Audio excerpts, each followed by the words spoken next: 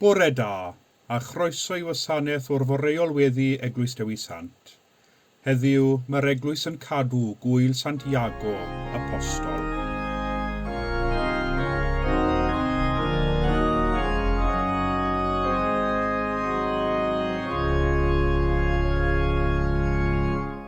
Chwilwyr arau sanctaidd ef, seraffiaid clair holl nef, llawen gynwch, halleluia, llefwch ynghyd angalaif cor, ar archangelion ertholior, halleluia, halleluia, halleluia, halleluia, halleluia.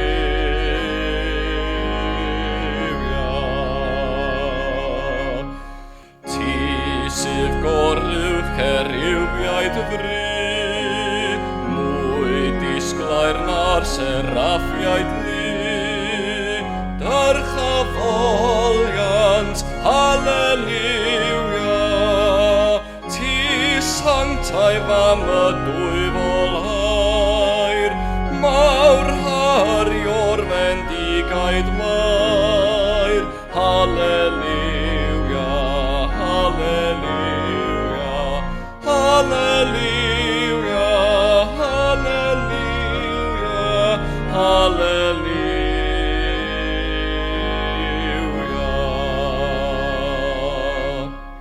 Pobenaid o'ch gorffwys haper, cyd seiniwch a holl weisioner, halleluia, halleluia.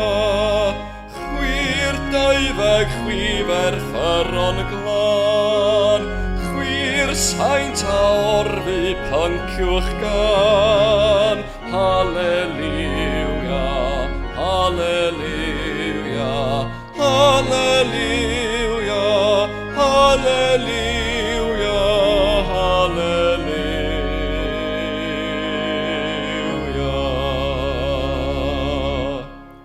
O ffyddlon canwn pawb ynghyd, at seiniwn foliant nefol fyd, halleluia, halleluia.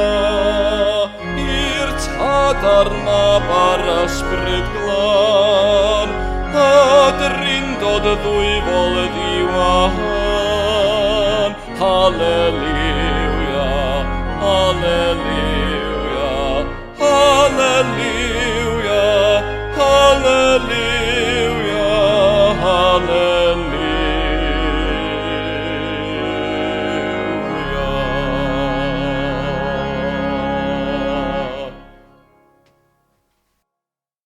A ddolwch yr arglwydd mewn prydferthwch sancteiddrwydd, yr holl ddeiar, ofnwch ger ei fron nef. Garedigion yng Nghrist, yr ydym yn presenoldeb y Duw byw a holl gwmpaini nef, I offrym iddo, trwy ein harglwydd Iesu Grist, ein haddoliad a'n mawl a'n diolch, I gynyddu mewn gwir wybodaeth o'i gariad mawr tuag atom, ac i'w ras gael dwi'n ffrwyth yn ein bywydau. Yr ydym wedi dod I wrando a derbyn sanctaidd a'r Duw, I geisio grymusol nerth yr ysbryd glân, ac I weddio dros ym ein hunain a thros bawb, fel y derbyniwn y pethau hynny sydd rhaid I ni wrthynt yr ein lles a'n daioni. Ond yn gyntaf, cyffeswn ein pechodau, a cheisio gan ein tad, ei fyddeiant a'i dangnefedd. Cyffeswn I Dduw holl alluog, y tad y mab yr ysbryd glân, I ni bechu ar feddwl gair a gweithred.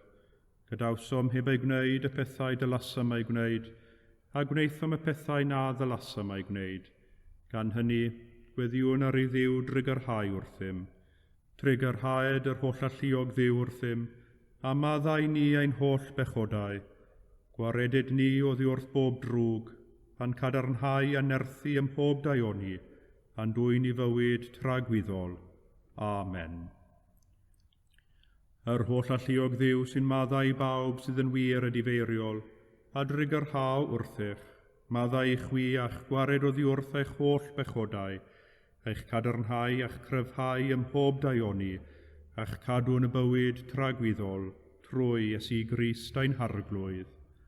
Amen.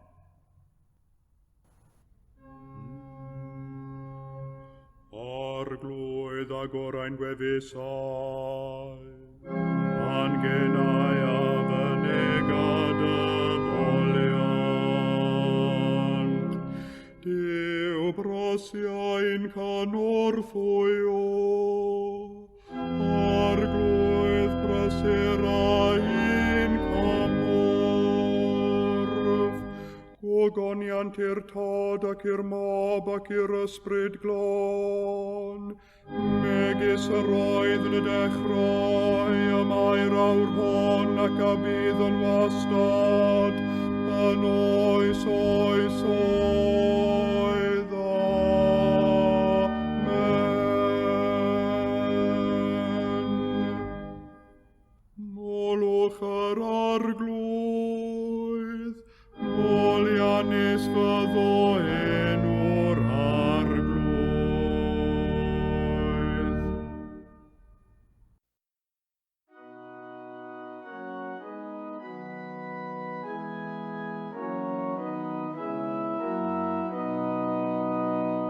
Dewch canon i'r arglwydd, am lawen hawn yng ngyrraeg ein iach awdwriaeth.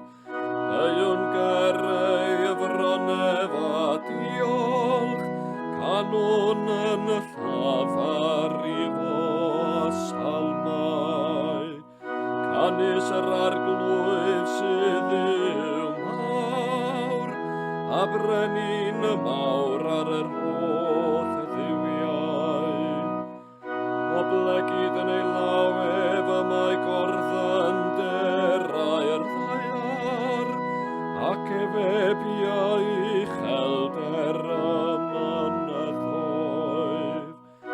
Y mor sydd eiddo canis efe a'i gwnaeth, a'i ddwylo a lunio fasachdir.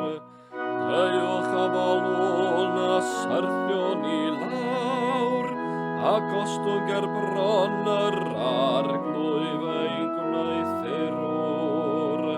Canis efe ei wendiw ni, a nina ei bobl ef a defaid ei borfa, efiw os grandewch ar ei leferydd, cewch brofi ei nerf. Gogoniant i'r tad ac i'r mab, ac i'r ysbryd glan. Megis yr oedd yn y dechrau, a mae'r awr hon ac y bydd yn y wastad, yn oes oes oedd.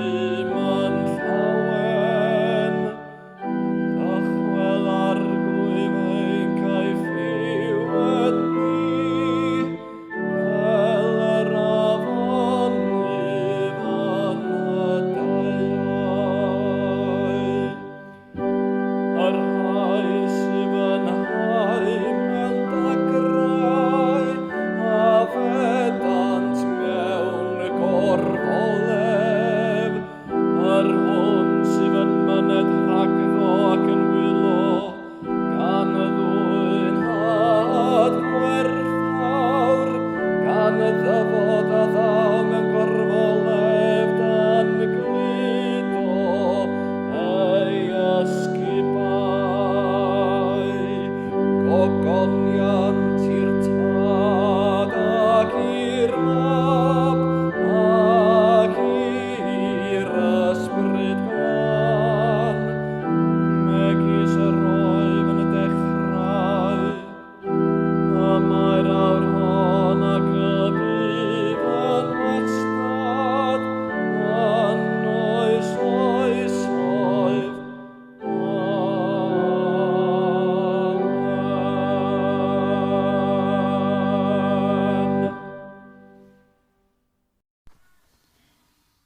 Daw'r darlleniad o lyfr y proffwyd Jeremia, a ddewid Duw i Barych. Dyma'r gair a lefarodd y proffwyd Jeremia wrth Barych fab Nereia, pan ysgrifennodd ef y geiriau hyn mewn llyfr, yn ôl cyfarwyddyd Jeremia, yn y 4 flwyddyn i Jehoiakim fab Josia, brenin Juda.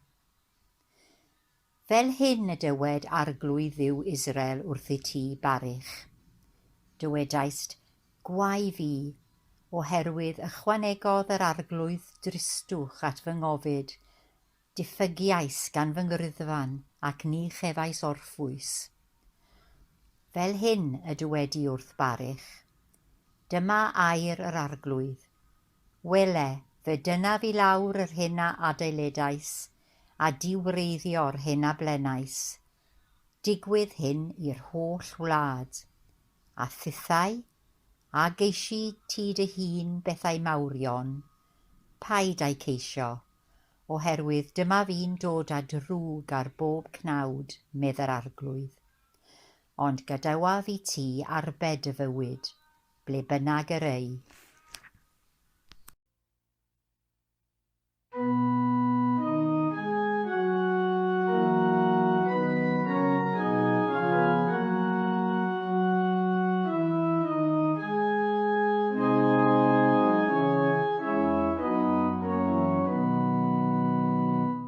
Bendigedig fo arglwydd Dduw Israel, hanes a fe amwelodd ac abrynodd ei bobl, ac a ddyrchafodd iach awdwriaeth nerthol i ni, anhyd a fydd ei wasanaeth o'r.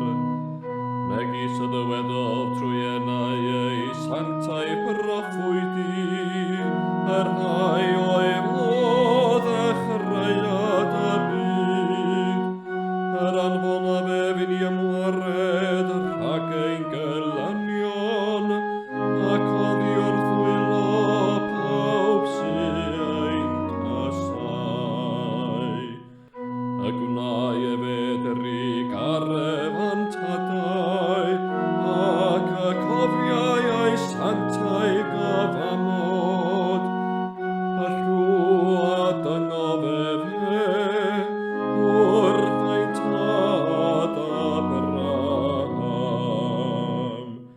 sef bod i fo ganiatau ni, wedi ein hymwared o fiwr fwylo ein gelynion, allu ei wasanaeth i ef yn ddiofn, mewn sanctau frwyf a chyfiawnder ger ei ddronef, oll y ddofiau ein bywyd.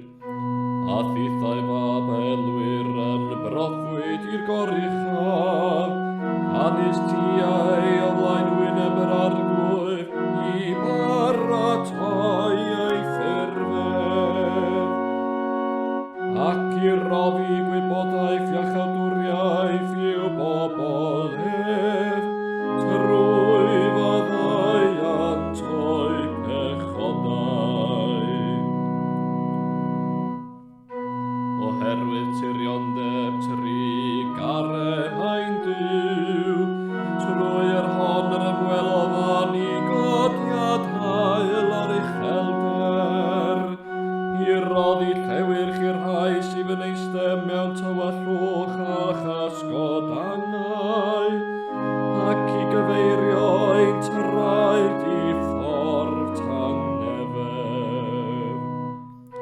goniant i'r tad ac i'r mab, ac i'r ysbryd glân. Megis yr oedd yn y dechrau, y mae'r awr hon ac y bydd yn wastad, yn oes oes oedd.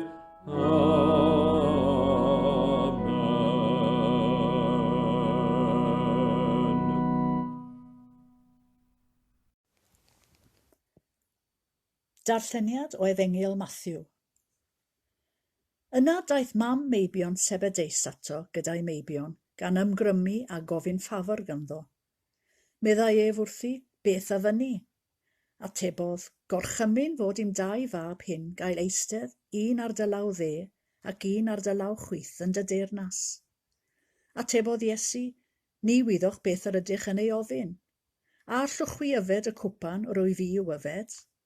Gallwn meddent. Dywedodd wrthynt, cewch yfed fy nghwpan ni, ond eistedd ar fy llaw dde ac ar fy llaw chwith, nid gen i fi y mae'r hawl i roi hynny. Y mae'n perthyn i rhai y mae wedi ei ddarparu ar eu cyfer gan fy nhad. Pan glywodd y deg, eithand yn ddig wrth y ddau frawd. Galwodd Iesu hwy ato ac meddai, gwyddoch fod llywodraethwyr y cenhedloedd yn arglwyddiaethu arnynt, a'i gwir mawr yn dangos eu hawdurdod drostynt. Ond nid felly y mae i fod yn eich plith chwi. Yn hytrach, pwy bynnag sydd am fod yn fawr yn eich plith, rhaid iddo fod yn was i chwi. A phwy bynnag sydd am fod yn flaenaf yn eich plith, rhaid iddo fod yn geithwas i chwi. Fel mab y dyn, na ddaeth i gael ei wasanaethu, ond i wasanaethu, ac i roi ei einioes yn brydwerth dros lawer. Credaf yn i'w dad holl gyfoethog, creawdwr nef a deiar, ac yn Iesu Grist einig fab ef, ein harglwydd ni, yr hwn a gaid trwy'r ysbryd glân, a aned o fair forwyn, a ddioddefodd dan Pontiws Peilat, a groeshoeliwyd, a fe farw ac a gladdwyd. Disgynnodd uffern, y trydydd dydd y cyfododd o feirw, a esgynnodd i'r nefoedd, ac y mae'n eistedd ar ddy heilawd i'w dad holl gyfoethog, o ddiynod aw i farnu'r byw ar meirw. Credaf yn yr ysbryd glân, yr Eglwys Lân Gatholig, cymyn y saint, myddeiant pechodau, at gyfodiad y corff, a'r bywyd tragwyddol. Amen. Ar arglwydd a fo gyda chwi, a chydath ysbrydithau, gweddiwn. Arglwydd drigar hawr ddim, Christ drigar hawr ddim, arglwydd drigar hawr ddim. Ein tad, yr hwnnwyd yn y nefoedd, sanctaidd i'r denw, deled y dair nas, wneler dewyllus, megis yn y neb, felly ar y ddaiar hefyd.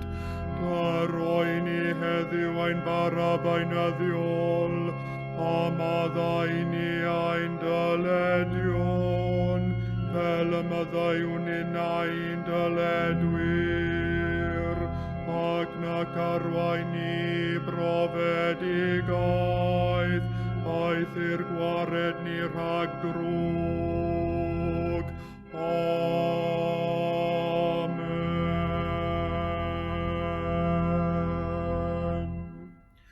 Arglwydd dangos dy drigaredd arnom, ac aniatai ni dy iachawdwriaeth, gwisg dy wain i dogion ag iawnder, a gnad y ddewis bobl yn llawen, arglwydd cadw dy bobl, o bendithiad etifeddiaeth, arglwydd cadw'r frenhines, ar oiwch anghorwyr ddoeth inem, arglwydd dyrod angnefedd yn ein dyddiau, ac amddiffyn i byth yn erthol, Duw glanhau'n calonau, ac adnodd ysbryd yn iawn o'n mewn. Caniatâ o Dduw Tregarog, megis y bydd apostol gwynfydedig Iago, gan ymado a'i dad ac ar cwbl a feddau, i fyddhau'n ebrwydd i alwad Iesu Grist a'i ddilyn ef. Felly ninnau, gan ymwrthod a holl chwantau'r byd a'r cnawd, fod yn wastad yn barod i gadw dorchmynion sanctaidd, trwy Iesu Grist a'n harglwydd.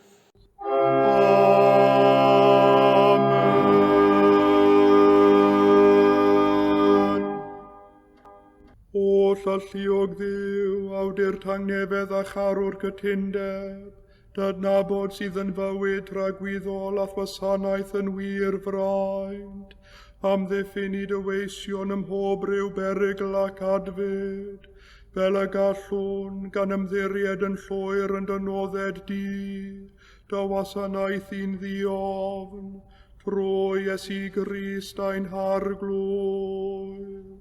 Amen.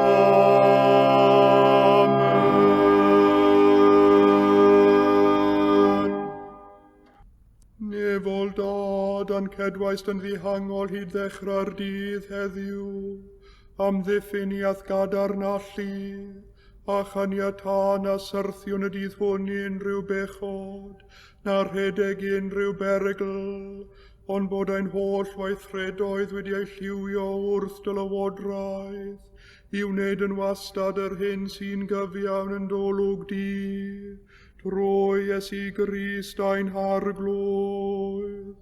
Amen.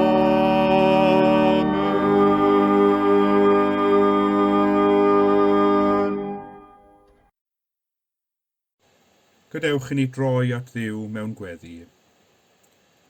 Arglwydd, yn llonyddwch y munudau hyn, gwna ni'n ymwybodol o thagosrwydd. Arwain ni gymundeb a thi, helpa ni glywed dy lais yn llefaru wrthym, a rhoi ni dy hedd.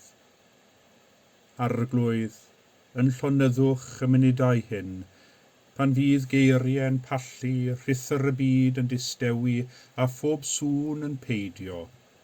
Cofleidia ni yn dy gariad, a llenwa ein bywydau ath fywyd di dy hun, trwy Iesu Grist a'n harglwydd. Amen. Heddiw wrth i ni gofio Iago apostol, gweddiwn dros bawb sy'n teimlo ei bod wedi ei galw i wasanaethu'r Eglwys mewn unrhyw ffordd. Helpa ni bob un i ddirnad dy alwad ar ein bywydau, a rhoi ni yn erth i ymateb i'r alwad honno yn llawn hyder ffydd. Cadwad Eglwys yn ffyddlon i ddysgeidiaeth ar apostolion. Arglwydd Iesu, y gydawodd dyweision Iago a'i frawd Ioan a'i rhwydau'n ebrwydd ar dy air i ddilyn di. Dyro ras i'r rhai a elwydd wasanaethu, iddynt glywed dy lais ac a llawen galon i fyddhau thalwad di, sy'n byw ac yn teyrnasu gyda'r tad yr ysbryd glân, yn un Duw, yn oes oesoedd. Amen. Heddiw wrth i ni gofio Iago apostol, y cyntaf o blith yr apostolion i gael ei ferthyru. Gweddiwn dros bawb erludur o achos ei ffydd, dros bawb sydd wedi ei hamddifadu o'i hawliau dynol gan arweinwyr unben a chyfundrefnau gormesol, ac sy'n byw o dan gysgod ofn a drwg dybiaeth a'i gymydog. Dduw ein tad, cyflwynwn i ti bawb erludur o achos gyfiawnder. Bydd angosodd dy fab Iesu Grist trwy ei groes a'i atgyfodiad, mae cryfach yw cariad na chenfigen a chasineb, mae trech yw gras na grym. Oed i neges y groes, dreiddio i bob cwr o'n byd, fel y llywodraethir y byd gan gariad ac addfwynder, ac fel y byddo i ostyngeidrwydd gael goruchafiaeth ar falchder ac uchelgais, cariad ar gysineb a chenfigen a malais, pirdeb ar chwant a rhysedd, ac addfwynder ar lyd a dial, trwy Iesu Grist ein harglwydd. Amen. Heddiw wrth ni gofio Iago apostol, yr un oedd yn awyddus i fod yn blaenllaw ymhlith y disgyblion eraill, ac i gael y lle o anrhydef yn heyrnas Dduw. Gweddiwn dros bawb sy'n lliwio bywyd y genedl hon, fel y gallant weithredu nid o'i uchelgais sy'n anol, ond yn hytrach o'r awydd i fod yn weision, yn gweithio dros lles eraill.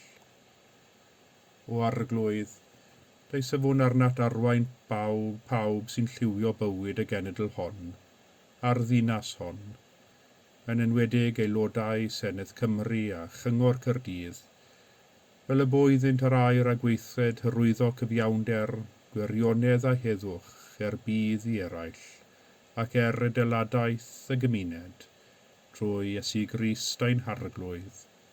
Amen. Heddiw wrth ni gofio Iago apostol, a redodd yr yrfa o'i flaen heb ddiffygio. Gweddiwn dros bawb sy'n cymryd rhan yng ngemau Olympaidd Tokyo eleni. Dros bawb sy'n ymwneud â mabolgampau a chwaraeon. Arglwydd, gwyliau dros yr athletwyr a bydd yn cymryd rhan yn y gemau Olympaidd eleni. Roedd yn ddewrder a hyder i wneud ei gorau. Llenwa hwy a ysbryd chwarae teg. Gwnaeddynt fod yn rasol wrth ennill. Gwnaeddynt fod yn falch a bodlon yn ei hymdrechion. Roeddynt lawenydd dy deyrnas, lle'r anrhydeddur ac y deithlu'r doniau pawb. Cadwa hwy yn gryf ac yn ddiogel o dan dadau'n di. Gofynnwn hyn yn enw Iesu Grist ein harglwydd. Amen. Heddiw wrth ni gofio Iago apostol, cofiwn am ei waith o ofalu am y cleifion a gweini ar y rhai, oedd o dan o'r thryfnder. Gweddiwn dros bawb sy'n gofalu am eraill, boed yn ei cartrefi, yn y gymuned neu mewn cartrefi gofal, ysbytau neu hosbis. Gweddiwn dros bawb sy'n dioddef y diwrnod hwn mewn corff, meddwl neu ysbryd. O llalluog a thragwyddol Dduw, cysur y rhai sy'n drist a nerth y sawl sy'n dioddef. Caniatáu weddiaid y blant sy'n llefain yn ei hembydrwydd y fod atat, ac i bob enaid sy'n drallodus ro dosteri, ro ryddhad, ro adnewyddiad, trwy Iesu Grist ein harglwydd. Amen. Heddiw, wrth ni gofio Iago apostol, gweddiwn am yn erth i ddilyn ei esiampl wrth i ni wasanaethu Crist yn ein bywydau beunyddiol. Disg ni arglwydd da i wasanaethu fel yr heiddi, i roi heb gyfru'r gost, i frwydro heb ystyried y clwyfau, i weithio heb geisio gorffwys, i lafurio heb ddisgwyl unrhyw wobr ond gwybod ein bod yn gwneud dewyllus di, trwy Iesu Grist ein harglwydd. Amen. A dwedwn gyda'n gilydd eiriau'r gras. Gras ein harglwydd Iesu Grist a chariad Duw, a chymdeithas yr ysbryd glân, efo gyda ni oll, byth bythoedd. Amen.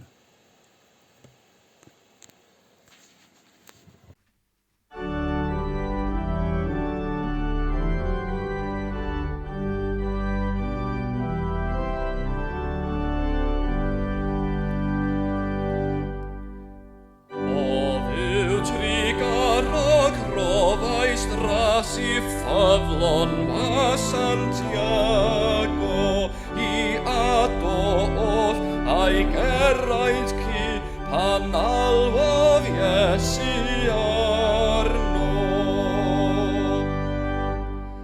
Heb amau dim dilynau'n glai, gan I fydd haeanebrwydd i'r asol rym trig aroglais a dwyfol gais ei arglwydd. O nerfan unau o iawn fryd I herio'r byd a'i wadi, a phopeth arall I synen yn llawen mwyn Iesu. Ac na ni'n parod trwy ein hoes a'r pwys a'r groes I ddilyn, ac ar ein taith ein nerfan can fydd fod y lan o'r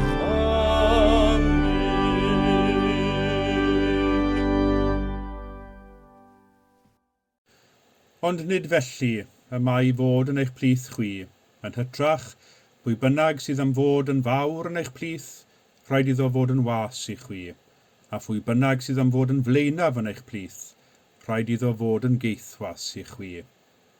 Y chweched adnod ar 20 o'r 20fed bennod o'r Efengil yn ôl Sant Matthew. Yng nghalendr yr Eglwys, y 5 ar 20 o'r Orffennaf yw Gŵyl Sant Iago. Iago yr apostol, un o'r 12 disgybl oedd wedi ei alw gan Iesu i'w ganlyn ef.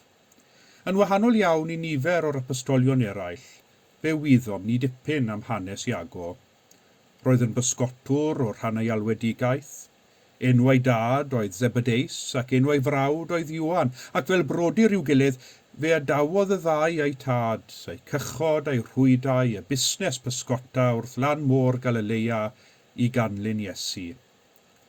Doedd ddim angen llawer o beswad ar y naill na'r llall I adael y cyfan i'w ddilyn ef.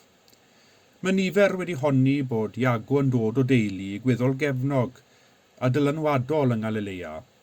Wedi'r cyfan Iago ac Iwan yw'r unig ddau o'r disgyblion lle mae cyfeiriad at ei tad sy'n awgrymu ni bod ei tad yn ddyn adnabyddus yn y gymdogaeth. O blith y 12 disgybl roedd Iago yn un o'r rhai a oedd agosaf at Iesu.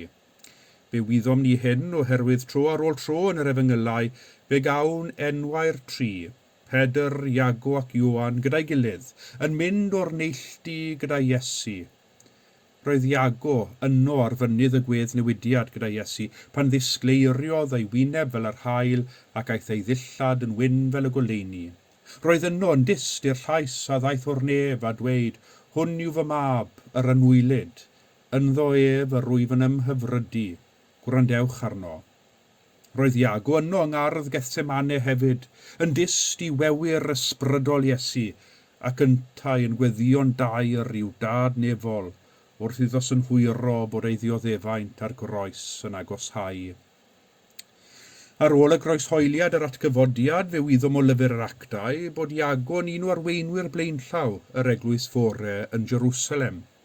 Hefyd yn ôl llyfr yr actau fe wyddom iddo gael ei ddienyddio ar cleddif ar orchymyn y brenin Herod Agrippa di'r flwyddyn 44.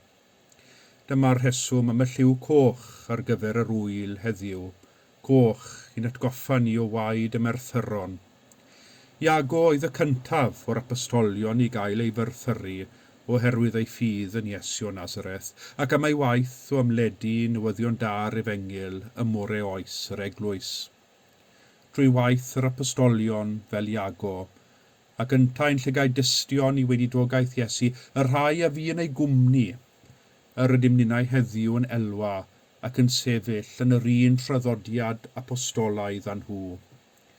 Rhai blynyddoedd yn ôl, fe ath clerigion yr esgobaeth hon ar ber yr undod I Santiago de Compostela yng ngogledd Sbaen, lle yn ôl traddodiad mae gweddillion Santiago yn gorffwys, a lle mae pererinion yn tyrru hyd heddiw yn cario gragen Santiago, cragen sgolop, fel arwydd o'i pererindod. Ond nid ffeithiau am fywyd Iago'n unig y cawn ni yn y Testament Newydd. Cawn hefyd gypdrem ar ei gymeriad fel unigolyn. Yn ôl Efengil Marc, fe roddodd Iesu y llys enw meibion y daran i Iago a'i frawd Iwan.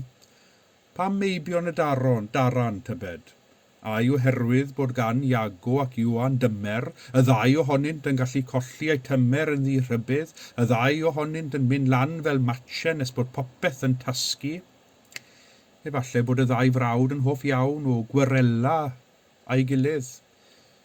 Neu ydy meibion y daran yn awgrymu ni bod y ddau yn weddol swnllyd ei ffordd ac yn mwynhau cadw twrw. Fel mae modd clywed tyrannau ymhell i ffwrdd, efallai roedd modd clywed Iago ac Iwan yn dod o bell cyn bod unrhyw un yn ei gweld, cymaint oedd ei twrw. Pwy a wyr? Beth bynnag yw ystyr y llys enw meibion y daran, mae'n bendant yn rhoi cipdrem i ni o gymeriadau'r ddau frawd. Yn ogystal â hyn, mae'r darlleniad o Efengil Matthew y bore yma yn rhoi gipdrem arall i ni ar gymeriadau Iago ac Iwan. Yn y darlleniad o dan sylw fe welwn ni eu uchelgais. Roedden nhw ddim yn swil o wthio eu hunain ymlaen, a chynnig eu hunain i fod yn geffylau blaen. Yn Efengil Matthew, mam Iago ac Iwan sy'n dod ymlaen at Iesu ac yn erbyn arno, gorchymyn fod i'm dau fab hyn gael eistedd, un ar y dylaw dde ac un ar dylaw chwith yn dy deyrnas. Mewn llys brenin, roedd y seddi ar y llaw dde a'r chwith iddo yn cael ei gadw ar gyfer y gwesteion pwysicaf. Dyma oedd y llefydd o anrhydedd i'r rhai yr oedd y brenin am ddangos ei ffafr iddynt. Bydde'n cymryd unrhyw un a dipyn o ryfeg i ofyn am y fath ffafr, hyd yn oed gan Iesu. Yma fe welwn ni naill ai chelgais noeth y fam dros ei meibion neu chelgais noeth y ddau frawd.